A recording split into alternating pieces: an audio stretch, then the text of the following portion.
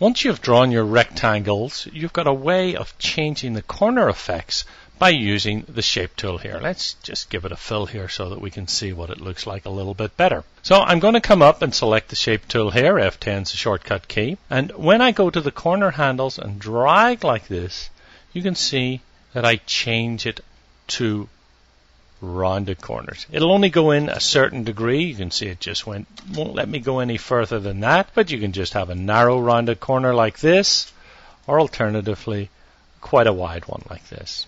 Now if you look up in the control palette here, you can see that it lets me know what this is. If I go to 50 here like this and hit tab 50, and then everything changes. Now we have the lock button. We've seen it before. We can change the rounded corners together or individually. Let me just reset this. I'll just come over and just go back to Control Z here till I get back to a perfect rectangle. I'll select the shape tool. I don't really need it selected here. I can come over and just type this in manually. But first of all, I'm going to unlock the corners here. And here, I'm just going to type in 45 like this for this one.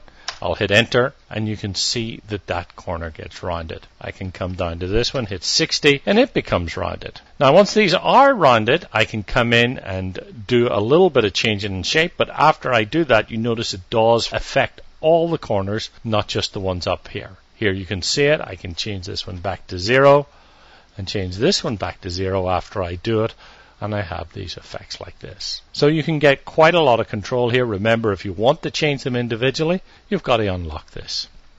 Let me select this and give you a little bit of tip about creating rounded corners. I found this particularly valuable over the years. I'll create a red box here, and then I'm just going to duplicate it first. Don't worry about how I did that. I'll be showing you how to do that later. Now, if I come over and round the corners like that, they look pretty good. Let me just zoom in it here. Take the zoom tool.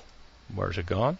Around like this. You can see those are nice corners. However, what happens in Corel if you resize something, I'll just hold down the Alt key and drag it up like that, and then make corner effects, sometimes they just don't look just right. So the best thing to do is come over and create the rectangle the size you want it, and then make the corners, and you'll find that they're much smoother than the ones you've made using a resized object. So if we look over here, and I'll just scroll across here, you can see how these are virtually the same size, but the one that I rounded the corners, when it was drawn at that size, has nice smooth ones, whereas if we go over to this blue one, which I'd resized, now you can see these are exactly the same size, the corner effects just aren't as smooth. It gets too straight. It doesn't let it round too much. So if you're having problems where your corners aren't looking as good as you think they should after you've rounded them, resize the box at the size you're going to use it, and I think you'll find it'll help a lot.